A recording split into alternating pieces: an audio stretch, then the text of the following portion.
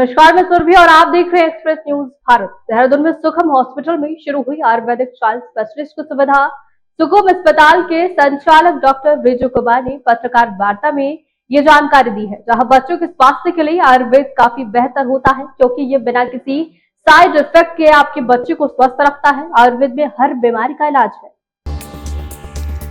ये सभी बातें डॉक्टर रिजू कुमार ने कही हैं। शुक्रवार को हरिद्वार रोड स्थित सुखम आयुर्वेदिक अस्पताल में पत्रकारों से मुखातिब थे। उन्होंने बताया कि देहरादून में सुखम हॉस्पिटल पहला ऐसा अस्पताल होगा जहां पर आयुर्वेदिक चाइल्ड स्पेशलिस्ट सुविधा भी प्रारंभ हो रही है, जिसमें आयुर्वेदिक नवजात शिशु एवं बाल रोग विशेषज्ञ डॉक्टर नीरज श्रीवास्तव शाम की ओपीडी में अपनी सेवाएं देंगे। डॉक्टर नीरज श्रीवास्तव ने BAMS बनारस हिंदू यूनिवर्सिटी से कंप्लीट की है। MD and PhD तथा सीनियर रेजिडेंसी भी बनारस हिंदू यूनिवर्सिटी से कंप्लीट की है। डॉक्टर श्रीवास्तव ने बताया कि बालकों में होने वाले कोई रोगों का इलाज आयुर्वेद के द्वारा बिना किसी साइड इफेक्ट के संभव है। जहां एलोपैथिक मेडिसिन बच्चों के लीवर और किडनी पर साइड इफेक्ट डालती है, वहीं पर हम आयुर्वेद ने हर्बल मेडिसिन तथा पंचकर्म के द्वारा अधिकतर रोगों को बिना साइड इफेक्ट के उपचार ले सकते हैं। बालकों से संबंधित कई बीमारियों का इलाज होगा, जिसमें न्यूरोलॉजिकल बीमारी जैसे cerebral palsy, ADHD, autism, bed wetting इत्यादि। त्वचा से संबंधित बीमारी जैसे vitiligo, skin allergy, fungal infection आदि। इंडोक्राइन डिसऑर्डर जैसे टाइप 1 डायबिटीज, मोटापा इत्यादि। सांस से संबंधित बीमारी जैसे निमोनिया, अस्थमा, सर्दी, खांसी आदि कई इलाज संभव होंगे। और साथ ही अब सुखम में आयुर्वेदिक स्त्री रोग विशेषज्ञ भी सेवाएं मिलेंगी। देहरादून सुखम हॉस्पिटल के संचालक डॉक्टर रिजू कुमार ने बताया कि सुखम हॉस्पिटल में आयुर्वेदिक स्त्री रोग विशेषज्ञ भी अपनी सेवाएं देंगे। उन्होंने बताया कि देहरादून में सुखम हॉस्पिटल पहला ऐसा अस्पताल होगा जहां पर ये सुविधाएं दी जाएंगी। स्त्री रोग संबंधी कई बीमारियों का इलाज होगा, जिसमें PCOD, बांझपन, मासिक धर्म संबंधी विकार व एंड्रोमेट्रोसिस, आयुर्वेदिक के सूजन को कम करना, हार्मोन्स को संतुलित करना और समग्र प्रजनन स्वास्थ्य के सुधार करना शामिल होंगी।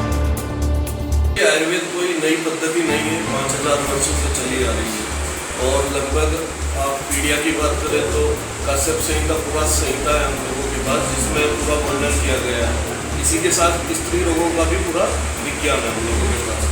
बच्चा गर्भ में आने से लेकर डिलीवरी, उसकी पोषण, उसके बाद पीढ़िया, कंप्लीट साइंस है एक्चुअली। बट वो क्या रहा है कि आयुर्वेद का चलन अभी तक कम था। अब धीरे धीरे लोग आयुर्वेद की तरफ झुक रहे हैं और आयुर्वेद को बढ़ावा दे रहे हैं। तो हम लोग भी चाहते हैं कि लोग आयुर्वेद में आए और एक अच्छी चिकित्सा प्रणाली का लाभ। डॉक्टर साहब, मेरा कहना था कि लोग एलोपैथिक चिकित्सा पर विश्वास ज़्यादा करते हैं। हम लोग आस्था तो बहुत रखते हैं कि हमारे यहाँ आयुर्वेद में हर तरह का इलाज है। जब पेशेंट हार जाता है, थक जाता है, तब आयुर्वेद चिकित्सा की तरफ बढ़ता है। लेकिन अगर वो शुरू में ही आयुर्वेद से जुड़ जाए तो क्या उसको लाभ हो? देखो, अगर वो शुरू में ही पेशेंट आयुर्वेद में आता है तो उसकी जो कॉस्ट है वो बहुत कम आएगी। उसकी चिकित्सा जो निदान एक्चुअली आयुर्वेद बोलता है कि किसी कारण रोग की उत्पत्ति किस कारण हुई है, तो आयुर्वेद उस पर काम करता है, जिसको हम भाषा में बोलते हैं कि जड़ों से रोग को ठीक करना। एलोपैथिक सिम्प्टोमेटिकली ट्रीट करता है। हाँ, कोई इमरजेंसी है या कोई आपकी सर्जरी होनी है तो एलोपैथ अभी भी बेटर है। बट जो डिजीज़ है जैसे PCOD हो रही है, उसके बच्चे नहीं हो रहे, इनफर्टिलिटी है, या बच्चों में ऑटिज्म है, स्थिति है, उसके लिए आयुर्वेद अभी भी उनसे बेटर रिजल्ट देता है। क्या आपको लगता है कि हमें अभी लोगों को आयुर्वेद चिकित्सा के प्रति जागरूक करने की ज़रूरत है बहुत ज़्यादा? बिल्कुल जागरूक है सर। अभी भी अगर आप माने तो लगभग 10 से 15% ही रोगी जो है वो आयुर्वेद में आते हैं।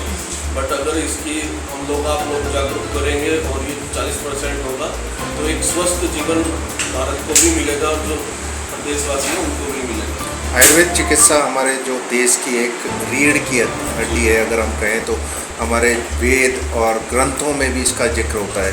लेकिन इसके विश्वसनीयता को बढ़ाने के लिए क्या आप लोग कुछ कर रहे हैं? इस विश्वसनीयता को बढ़ाने के लिए हम अपना बेस्ट रिजल्ट्स देते हैं और जो हमारी औषध है हम सोचते हैं कि खुद से 90% निर्माण कर सकें, क्योंकि जो मार्केट में औषध का गुणवत्ता है वो भी थोड़ी अब कम हुई है पहले से। तो गुणवत्ता बढ़ाने के लिए भी हम लोग उस पर काम करते हैं। डॉक्टर साहब, हमारे देश के जो लोग हैं उनकी मानसिकता बनी हुई है कि जो आयुर्वेद से इलाज होता है वो लंबे समय तक चलता है और महंगा है एलोपैथी के उसमें, तो वो एलोपैथी की तरफ से आपकी तरफ तो क्यों है? क्या होता है कि जो पेशेंट है वो हम लोगों को सबसे बाद में आता है, जब सारे एक्सपेरिमेंट उस पर हो चुके होते हैं तब हम लोगों को पेशेंट दिया जाता है।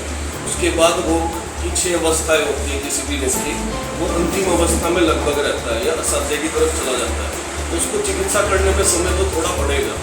और जब कुछ औषध जो है वो डेफिनेटली कॉस्टली है आयुर्वेद में, जैसे स्वर्ण भस्म होगी या इस टाइप से, बट ऐसा नहीं है, चिकित्सा के लिए हम कास्ट औषधि या प्लांट से भी की जा सकती है। तो वो तो पेशेंट की कैपेबिलिटी पर डिपेंड है कि वो कितना पेमेंट कर सकता है। दवाई असर करने में समय तो लेती है ना? ऐसा नहीं है, तो मैं भी बोलूँ तो डॉक्टर साहब जो सुविधाएं आप प्रोवाइड करवा रहे हैं, क्या वो पूर्ण रूप से आयुर्वेदिक पर निर्भर होगी, आप एलोपैथिक की उसमें मत लें? नहीं, हम लोग एलोपैथ नहीं यूज़ करते, हम लोग प्योरली आयुर्वेद करेंगे। अगर इमरजेंसी होगी तो हो सकता है कि हमें कोई डॉक्टर एलोपैथिक विजिट करना